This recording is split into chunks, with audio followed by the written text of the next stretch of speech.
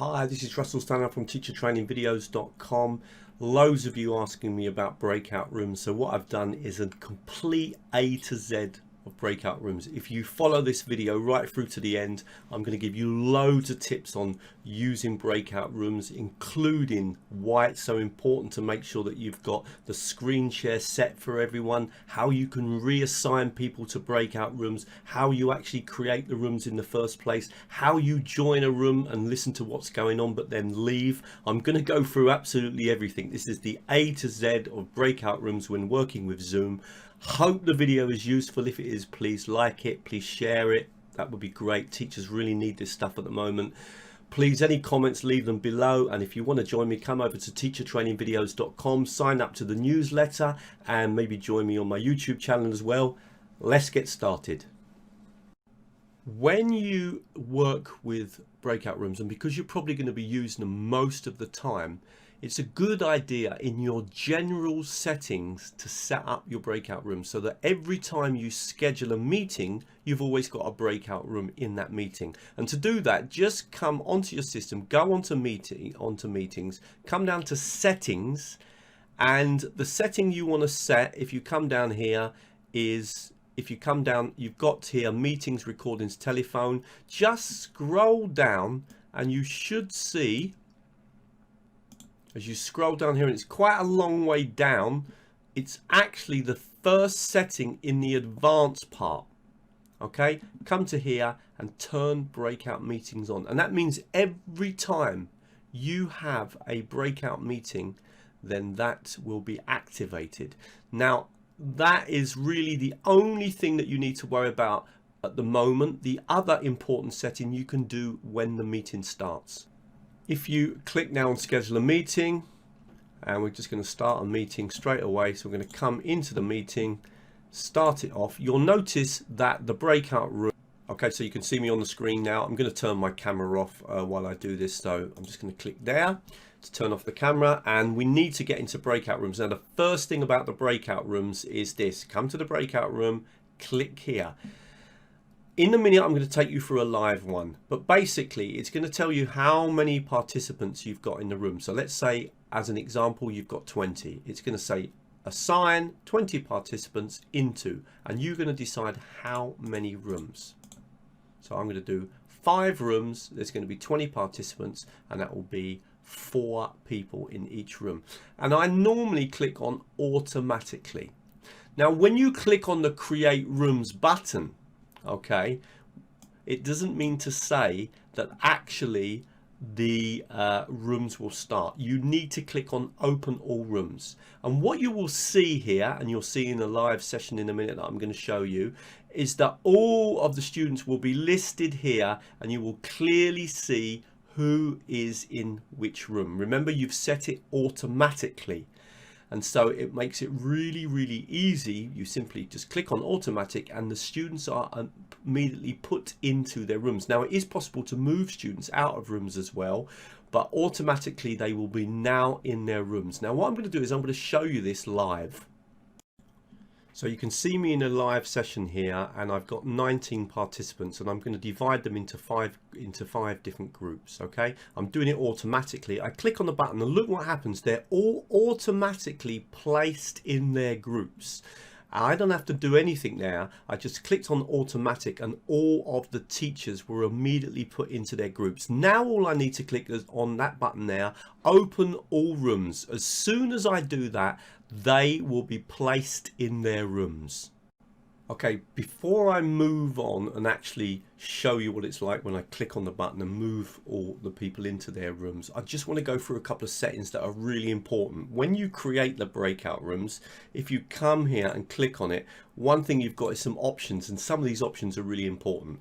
First of all, if you always want to put your students automatically into breakout rooms, then choose that option. Sometimes I want to do it manually, so for that reason I don't choose that option. Allow participants to return to the main session at any time. That's a really important choice. With adults, I always have that on because I really don't want to force adults to stay in their breakout room. So if they want to leave and come back to the main room, they can click on the button at any time they can leave. If I'm working with young learners, I may turn that off so that they have to stay in the breakout rooms until I close the breakout room. So really important button. This next one is also important if you decide that you want to limit the amount of time. I don't generally use that, but you can have it that a breakout room is automatically closed after a certain amount of time. That can be good, for example, if you're in a lesson and you want to control how long the students are actually working in a breakout room.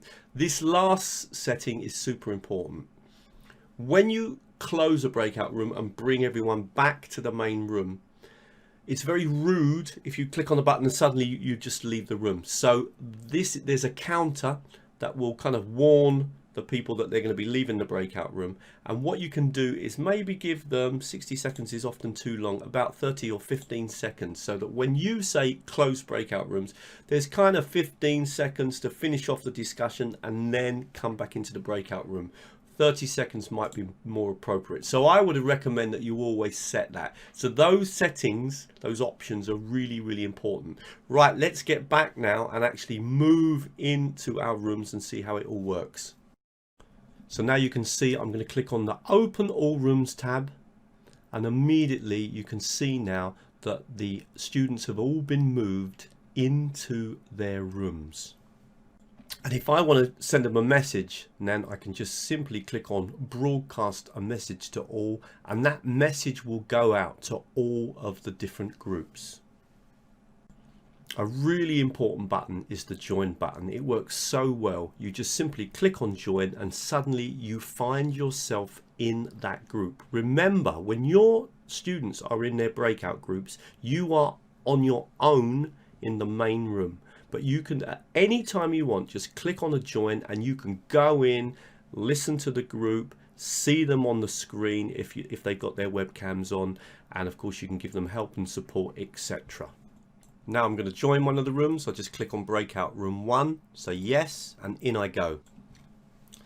So now I find myself in the breakout room, and it's just like being a member of the group. Nothing is any different at all.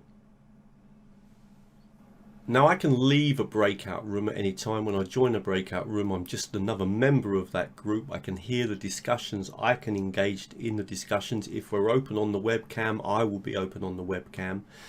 But I can click on the breakout rooms at any time and just leave. And you can see me doing that now. I'm just clicking on the breakout room to leave it. At any time that I want to close the rooms, I just press on the close all rooms and it will bring everyone back to the main room. Remember, it will depend on how long I set the timer for. Was it 15 seconds or 30 seconds, etc.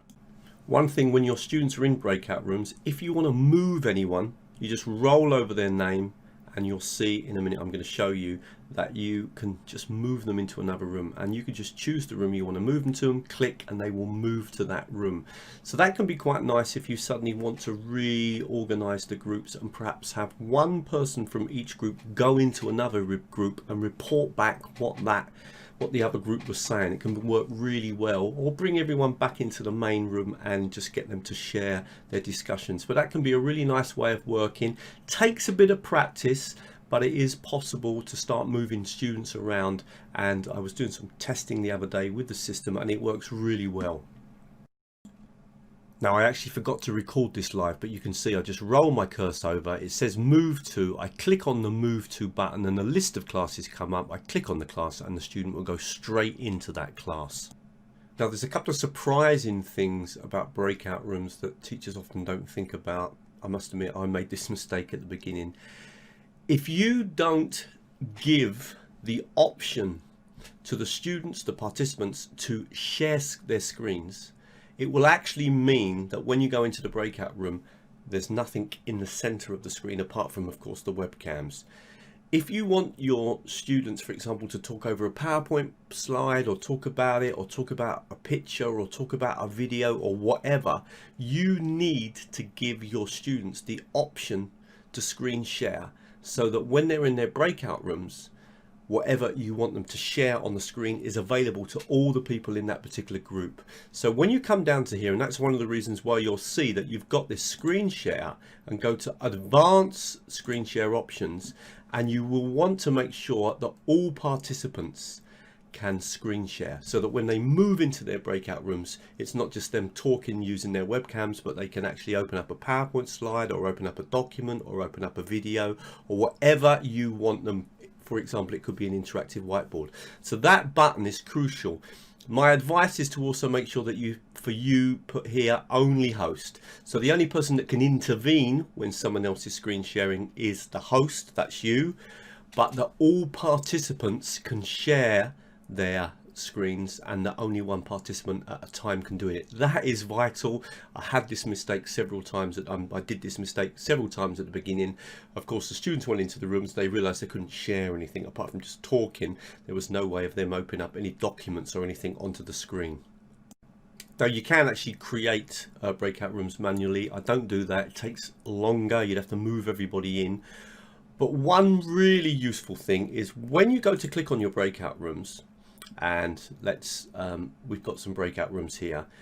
If you click on recreate, it will reset all the breakout rooms and put people into different groups. So for example, if you come back to the breakout rooms and you're going to do another exercise using breakout rooms, rather than put everybody into the same breakout room, click on the recreate breakout rooms button and then click on the open all rooms. So you can recreate the groups each time you go to use the breakout room, and that really can help you to make sure that the students are always working with different groups of students. Those are really useful tips and can make the breakout rooms way more engaging, particularly making sure that